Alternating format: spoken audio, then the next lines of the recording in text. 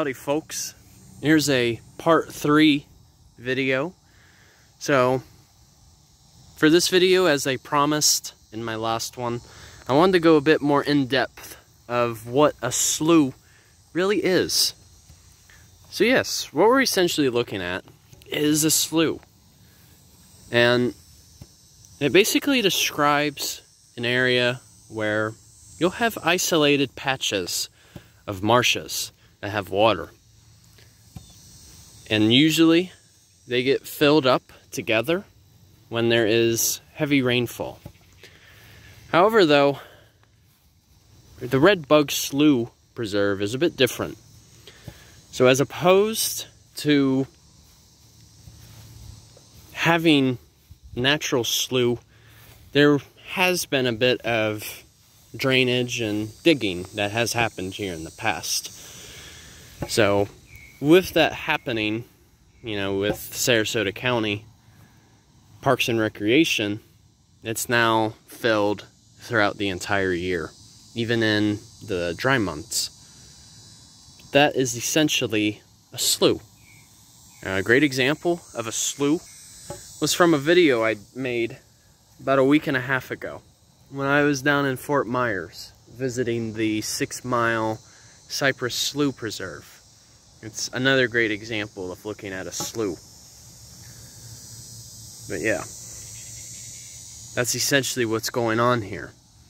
And you'll find all kinds of wildlife, whether it be alligators, river otters, osprey, or you may even find largemouth bass in the water too. And every now and then, there is even invasive tilapia, which isn't even native to Florida. But as part of this video too, I wanted to point out a very important ecological feature that you can see here. So you see like the transition between standing on land and then getting into the water? I'm sure many of you do. They actually have a name for this transition. It's called something of a littoral zone. And the littoral zone is so important, especially for this type of habitat that's in front of us. Essentially, the littoral zone is broken into 3 separate parts. Okay? So like, depending on water levels, you're gonna have variation in terms of where you'll see each part. But with that being said, the 3 parts are as follows. So essentially, where we're at right here, like pointing at the water, you'll have some submerged plants that are completely underneath. And some examples of these submerged plants may include, bladderwort,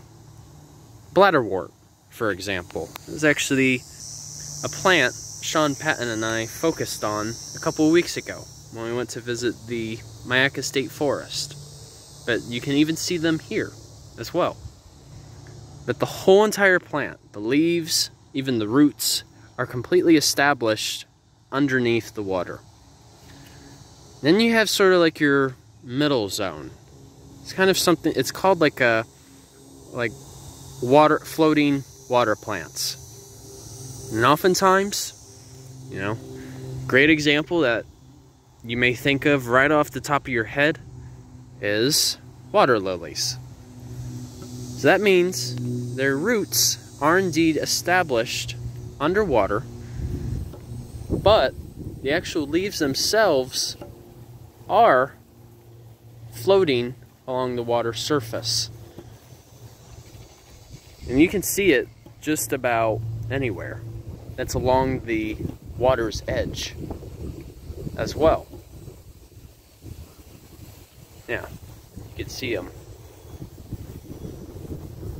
But then, last but not least, you have something called an immersion zone.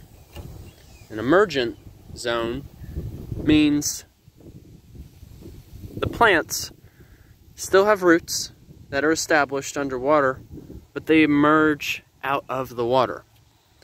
So like, for example, you see sort of those lance-shaped leaves? That's your pickerel weed, you know, that produce those purplish flowers. I believe it's already past that time of their bloom, but that's something to note when you do see them in bloom. But those three zones is what makes up, or those three parts make up a littoral zone. And so that can actually reduce the amount of erosion that happens here. And it also gives an opportunity for nutrients to be filtered out as well. You know, and from runoff, for instance, coming from the land. So these, in a sense, kind of act like a barrier. Kind of think of it this way. You know how you're on a highway and you're going to enter into another state or city? Sometimes you have to pay a toll. You have to go to a toll booth. Well, in a sense, think of the water runoff as a highway, or the vehicle on the highway. It has to go through this littoral zone, which is your toll booth, before it can enter into the water. And not only that, but it can also even provide shelter for our wildlife, whether it be for alligators, you know, in the form of reptiles, birds, even ospreys. Well, no, I can't say that.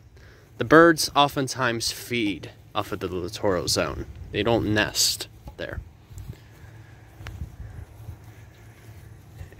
And, of course, our amphibians. They do nest here. So in a sense, it also provides a piece of habitat for the fellow homies. And that's why we have to have these. And in a sense, most of the vegetation that you are seeing in this feature, they are indeed native, except the Peruvian primrose willow, which was a flower I pointed out in my last video. That's why we got to keep these. And this is, in a sense, some of the type of work that Sean Patton, who I met about a couple of weeks ago, this is sort of the type of work he does. Yeah, it even says right there, Habitat Restoration Zone. So alright, you guys, I think that should about wrap up this video in particular. So just stay tuned for my fourth video as well. That's going to focus a bit more on the air potato vine as I get closer to it, or just find a great example. So I hope you guys enjoyed this video. You're more than welcome to share it if you want, but just spreading the knowledge. It's alright, you guys. Take care. Journey on a Journey is outwards. Take care, folks. See ya.